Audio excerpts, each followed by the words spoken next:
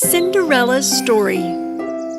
Once upon a time, in a land far, far away, lived a beautiful girl named Cinderella. After Cinderella's kind mother died, her father married Lady Puffy. Lady Puffy had two arrogant, jealous, and quarrelsome daughters, just like herself. They would fight for hours, even over something as simple as a hairbrush. Ah! Stop it! I said stop it! Give it back! It's mine! No! One day, Cinderella's father had to take a long journey. Lady Puffy took this chance to give all the hard work in the house to poor Cinderella. Cleaning the whole house, carrying wood to the fireplace, and preparing meals took up all of Cinderella's time. Despite her hard work, Lady Puffy and her daughters were cruel and proud. Mother, Cinderella is filthy. Don't let her eat in the same room with us. Don't let her sleep in our room. We're having nightmares. You heard what my beautiful daughters have said. Go and find a place to sleep in the attic. Poor Cinderella settled in a dusty old room in the attic. Out of her small window, she looked down to the garden. And from time to time, she would talk to a snow-white pigeon. "Why, hello, sweet pigeon." As the days went on by, while cleaning up her room in the attic, Cinderella met two little mice. "Who are you little guys?"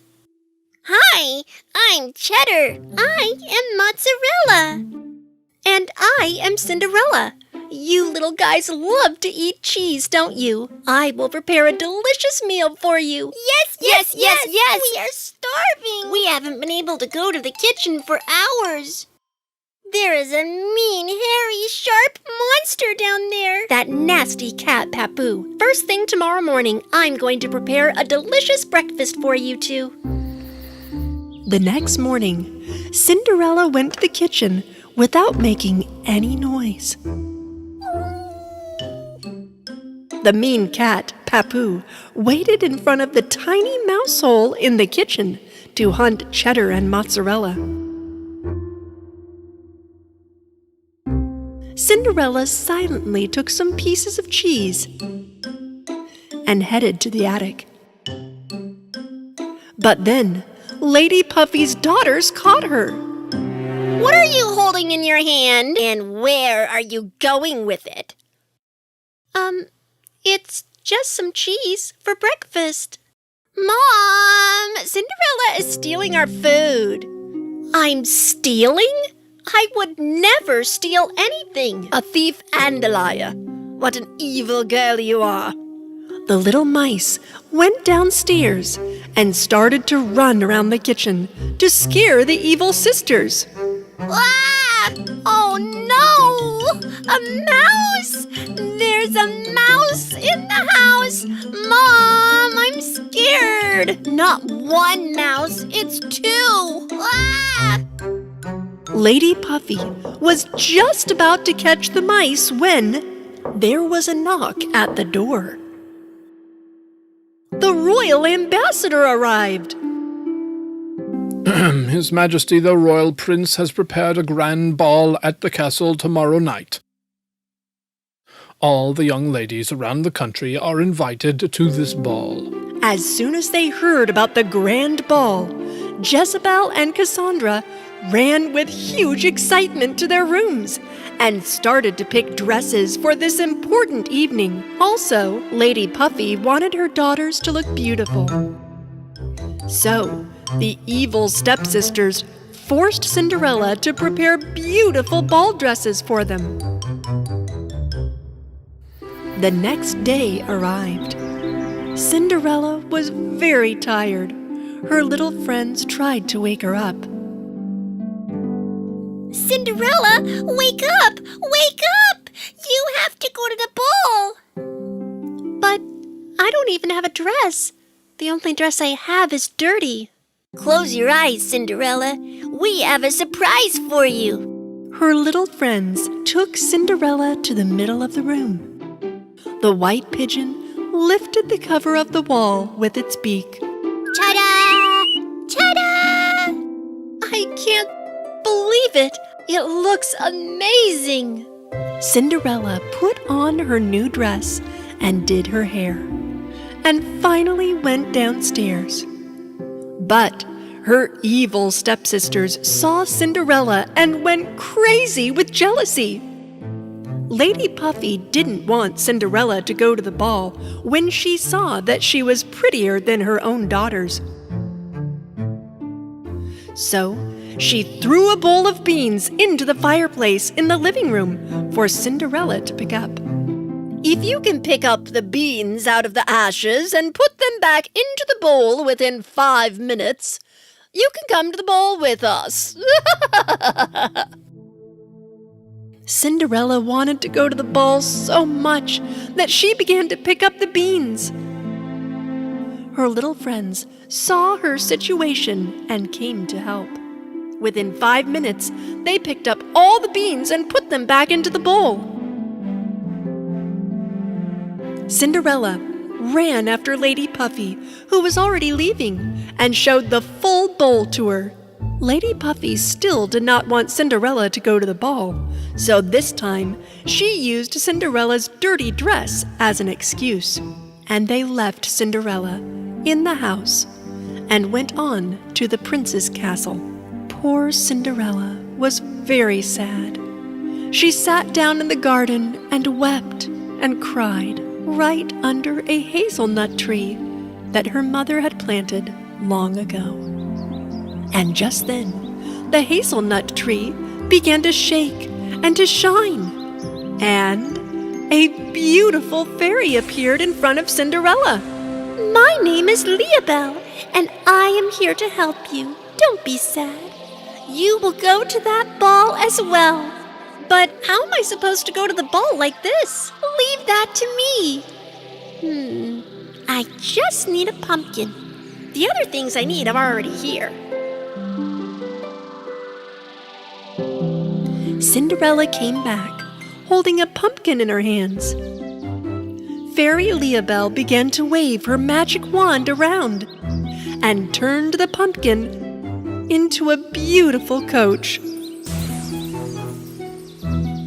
The mice into very nice horses, and the pigeon into a well-dressed coach driver.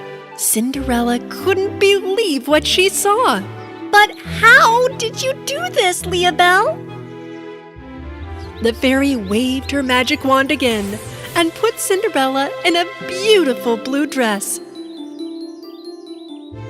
On her feet appeared sparkling glass slippers.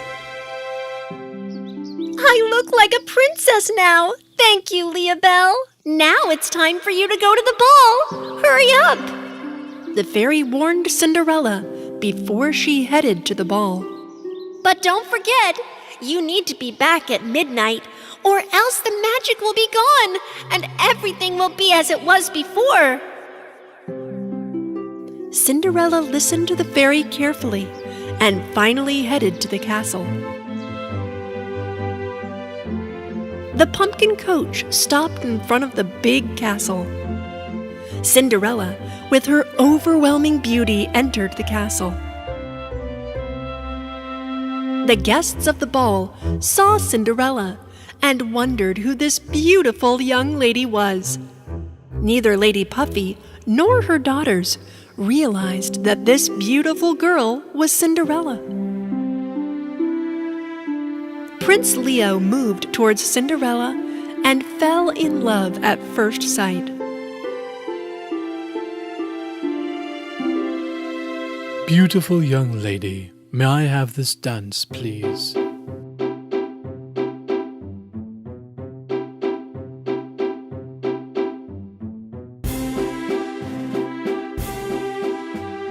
Cinderella was mesmerized by the magical dance with Prince Leo, so that she forgot about the time. When the clock was just about to strike 12, she remembered the fairy's warning. You need to be back at midnight or else. Cinderella left the prince back and ran out of the castle quickly. Where are you going? I don't even know your name. Cinderella ran down the castle's stairs and all of a sudden lost one of her glass slippers. Unfortunately, she did not have time to go back and take it, so she ran to the coach as fast as she could and left the castle. Find the beautiful owner of this lost slipper. If necessary, every girl in the country shall try on this shoe. As soon as the clock struck 12, everything turned back to what it was before. Cinderella went back to her room in the attic. She thought about the magical night she had had with Prince Leo and realized that she fell in love. But it seemed to be impossible that the prince would recognize her with her old dirty clothes. Time passed, and the prince had a huge mansion built next to the castle for the precious glass slipper. All the young girls living in the next country visited this place to try the slipper on.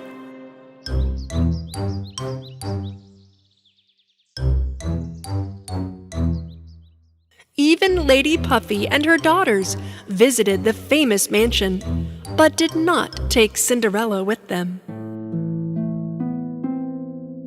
You stay at home. It is impossible that the shoe belongs to you. Right, the shoe is going to fit Cassandra or to me. But I also am a young girl living in this country. I have the right to try on the shoe as well. Lady Puffy did not even listen to Cinderella. She locked her up in the house and left with her daughters. Of course, the glass slippers did neither fit to Cassandra's feet nor to Jezebel's. If I try only a little bit more, I think it will fit. At nighttime, when the mansion's lights were sparkling, Cinderella made it out of the house, thanks to mozzarella and cheddar. She arrived at the majestic mansion and walked towards the sparkling glass slipper.